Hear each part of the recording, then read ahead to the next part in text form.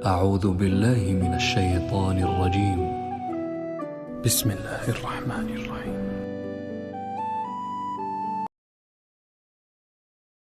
شروع اللہ کا نام لے کر جو بڑا مہربان نہایت رحم والا ہے۔ صاد، قسم ہے قرآن کی جو نصیحت سے پر ہے کہ تم حق پر ہو، مگر جو لوگ کافر ہیں وہ غرور اور مخالفت میں پڑے ہیں۔ ہم نے ان سے پہلے بہت سی امتوں کو ہلاک کر دیا تو وہ عذاب کے وقت لگے فریاد کرنے، اور وہ چھٹکارے کا وقت نہیں تھا۔ اور انہوں نے تعجب کیا کہ ان کے پاس انہی میں سے ایک خبردار کرنے والا آیا، اور کافر کہنے لگے کہ یہ تو جادوگر ہے جھوٹا، کیا اس نے اتنے معبودوں کی جگہ ایک ہی معبود قرار دے دیا؟ یہ تو بڑی عجیب بات ہے۔ اور ان میں جو معزز تھے وہ چل کھڑے ہوئے اور بولے کہ چلو اور اپنے معبودوں کی پوجا پر قائم رہو، بے شک یہ ایسی بات ہے جس میں کوئی خاص غرض ہے۔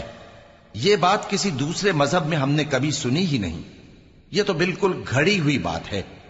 کیا ہم سب میں سے اسی پر نصیحت کی کتاب اتری ہے؟ اصل بات یہ ہے کہ یہ لوگ میری نصیحت کی طرف سے شک میں ہیں، بلکہ انہوں نے ابھی میرے عذاب کا مزہ نہیں چکھا۔ کیا ان کے پاس تمہارے پروردگار کی رحمت کے خزانے ہیں جو غالب ہے، سب کچھ عطا کرنے والا ہے؟ یا آسمانوں اور زمین اور جو کچھ ان میں ہے ان سب پر انہی کی حکومت ہے؟ تو چاہیے کہ رسیاں تان کر آسمانوں پر چڑھ جائیں۔ یہاں شکست کھائے ہوئے گروہوں میں سے یہ بھی ایک لشکر ہے۔ ان سے پہلے نوح کی قوم اور عاد اور میخوں والا فرعون بھی جھٹلا چکے ہیں، اور سمود اور لوط کی قوم اور بن کے رہنے والے بھی۔ یہی وہ شکست خوردہ گروہ ہیں۔ ان سب نے پیغمبروں کو جھٹلایا تو میرا عذاب ان پر آ واقع ہوا، اور یہ لوگ تو صرف ایک زور کی آواز کا جس میں شروع ہونے کے بعد کچھ وقفہ نہیں ہوگا انتظار کرتے ہیں، اور کہتے ہیں کہ اے ہمارے پروردگار، ہم کو ہمارا حصہ جلدی سے حساب کے دن سے پہلے ہی دے دے۔ اے پیغمبر صلی اللہ علیہ وآلہ وسلم، یہ جو کچھ کہتے ہیں اس پر صبر کرو، اور ہمارے بندے داؤد کو یاد کرو جو صاحب قوت تھے، بے شک وہ رجوع کرنے والے تھے۔ ہم نے پہاڑوں کو ان کے زیر فرمان کر دیا تھا کہ صبح و شام ان کے ساتھ تسبیح کرتے تھے، اور پرندوں کو بھی کہ وہ جمع رہتے تھے، ہر ایک ان کے آگے رجوع رہتا تھا۔ اور ہم نے ان کی بادشاہی کو مستحکم کیا اور ان کو حکمت اور فیصلہ کن خطابت عطا فرمائی۔ اور اے نبی صلی اللہ علیہ وآلہ وسلم، کیا تمہارے پاس ان جھگڑنے والوں کی بھی خبر آئی ہے جب وہ دیوار پھاند کر اندر داخل ہوئے؟ جس وقت وہ داؤد کے پاس آئے تو وہ ان سے گھبرا گئے۔ انہوں نے کہا کہ خوف نہ کیجیے، ہم دونوں کا ایک مقدمہ ہے کہ ہم میں سے ایک نے دوسرے پر زیادتی کی ہے، تو آپ ہم میں انصاف سے فیصلہ کر دیجئے اور بے انصافی نہ کیجیے گا، اور ہم کو سیدھا راستہ دکھا دیجئے۔ بات یہ ہے کہ یہ میرا بھائی ہے، اس کے ہاں 99 دمبیاں ہیں اور میرے پاس ایک دمبی ہے۔ یہ کہتا ہے کہ یہ بھی میرے حوالے کر دے، اور گفتگو میں مجھ پر حاوی ہو رہا ہے۔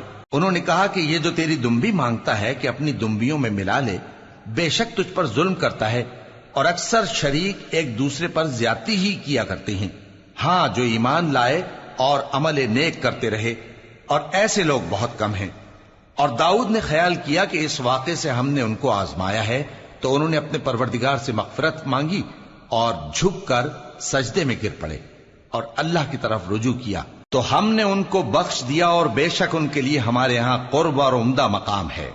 اے داؤد، ہم نے تم کو زمین میں خلیفہ بنایا ہے، تو لوگوں میں انصاف کے فیصلے کیا کرو، اور خواہش کی پیروی نہ کرنا کہ وہ تمہیں اللہ کے رستے سے بھٹکا دے گی۔ جو لوگ اللہ کے رستے سے بھٹکتے ہیں ان کے لیے سخت عذاب ہے، اس لیے کہ انہوں نے حساب کے دن کو بھلا دیا۔ اور ہم نے آسمان اور زمین کو اور جو کائنات ان میں ہے اس کو بے مقصد نہیں پیدا کیا۔ یہ ان کا گمان ہے جو کافر ہیں، سو کافروں کے لیے دوزخ کا عذاب ہے۔ جو لوگ ایمان لائے اور عمل نیک کرتے رہے، کیا ان کو ہم ان کی طرح کر دیں گے جو ملک میں فساد کرتے ہیں، یا پرہیزگاروں کو بدکاروں کی طرح کر دیں گے؟ یہ کتاب جو ہم نے تم پر نازل کی ہے بابرکت ہے، تاکہ لوگ اس کی آیتوں میں غور کریں، اور تاکہ اہل عقل نصیحت حاصل کریں۔ اور ہم نے داؤد کو سلیمان عطا کیے، بہت خوب بندے تھے، اور وہ اللہ کی طرف بہت رجوع کرنے والے تھے۔ جب ان کے سامنے شام کو اصیل گھوڑے پیش کیے گئے تو کہنے لگے کہ میں نے اپنے پروردگار کی یاد سے غافل ہو کر مال کی محبت اختیار کی، یہاں تک کہ آفتاب پردے میں چھپ گیا۔ بولے کہ ان کو میرے پاس واپس لاؤ۔ پھر ان کی ٹانگوں اور گردنوں پر ہاتھ پھیرنے لگے، اور ہم نے سلیمان کی آزمائش کی اور ان کے تخت پر ایک دھڑ سا ڈال دیا۔ پھر انہوں نے اللہ کی طرف رجوع کی اور دعا کی کہ اے پروردگار، مجھے معاف فرما اور مجھ کو ایسی بادشاہی عطا فرما کہ میرے بعد کسی کو شایع نہ ہو، بے شک تو سب کچھ عطا فرمانے والا ہے۔ پھر ہم نے ہوا کو ان کے زیر فرمان کر دیا کہ جہاں وہ پہنچنا چاہتے ان کے حکم سے نرم نرم چلنے لگتی، اور جنوں کو بھی ان کے زیر فرمان کیا۔ یہ سب عمارتیں بنانے والے اور غوطہ مارنے والے تھے، اور کچھ دوسروں کو بھی جو زنجیروں میں جکڑے ہوئے تھے۔ ہم نے کہا یہ ہماری بخشش ہے، چاہو تو احسان کرو یا رکھ چھوڑو، تم سے کچھ حساب نہیں ہے، اور بے شک ان کے لیے ہمارے ہاں قرب اور عمدہ ٹھکانہ ہے۔ اور ہمارے بندے ایوب کو یاد کرو جب انہوں نے اپنے رب کو پکارا اور کہا کہ شیطان نے مجھ کو ایذا اور تکلیف دے رکھی ہے۔ ہم نے کہا کہ زمین پر لات مارو، دیکھو یہ چشمہ نکل آیا، نہانے کو ٹھنڈا پانی اور پینے کو بھی، اور ہم نے ان کو اہل و عیال اور ان کے ساتھ اتنے ہی اور بخشے۔ یہ ہماری طرف سے رحمت اور عقل والوں کے لیے نصیحت تھی۔ اور ہم نے کہا اپنے ہاتھ میں تنکوں کا ایک مٹھا لو، پھر اس سے مار لو اور قسم نہ توڑو، بے شک ہم نے ان کو ثابت قدم پایا، بہت خوب بندے تھے، بے شک وہ بہت رجوع کرنے والے تھے۔ اور ہمارے بندوں ابراہیم اور اسحاق اور یعقوب کو یاد کرو جو قوت والے اور صاحب نظر تھے۔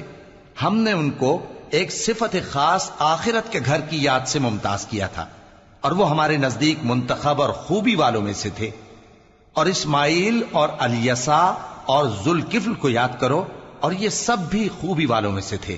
یہ نصیحت ہے اور پرہیزگاروں کے لیے تو عمدہ ٹھکانہ ہے، ہمیشہ رہنے کے باغ جن کے دروازے ان کے لیے کھلے ہوں گے، ان میں تکیے لگائے بیٹھے ہوں گے، اور کھانے پینے کے لیے بہت سے میوے اور مشروبات منگاتے رہیں گے، اور ان کے پاس نیچی نگاہ رکھنے والی اور ہم عمر حوریں ہوں گی۔ یہ وہ چیزیں ہیں جن کا حساب کے دن کے لیے تم سے وعدہ کیا جاتا تھا، یہ ہمارا رزق ہے جو کبھی ختم نہیں ہوگا۔ یہ نعمتیں تو فرمانبرداروں کے لیے ہیں، اور سرکشوں کے لیے برا ٹھکانہ ہے، یعنی دوزخ جس میں وہ داخل ہوں گے، اور وہ بری آرام گاہ ہے۔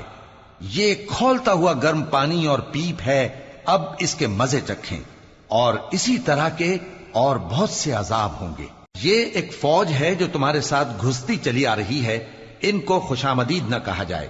یہ دوزخ میں جانے والے ہیں، کہیں گے بلکہ تمہیں کو خوشامدید نہ کہا جائے، تمہیں تو یہ بلا ہمارے سامنے لائے ہو، سو یہ برا ٹھکانہ ہے۔ وہ کہیں گے اے پروردگار جو اس کو ہمارے سامنے لایا ہے اس کو دوزخ میں دگنا عذاب دے، اور کہیں گے کیا سبب ہے کہ یہاں ہم ان لوگوں کو نہیں دیکھتے جن کو ہم بروں میں شمار کرتے تھے؟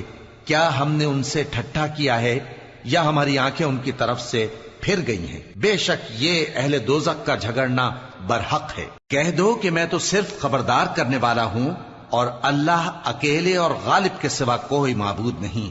جو آسمانوں اور زمین اور جو مخلوق ان میں ہے سب کا مالک ہے، غالب ہے، بخشنے والا۔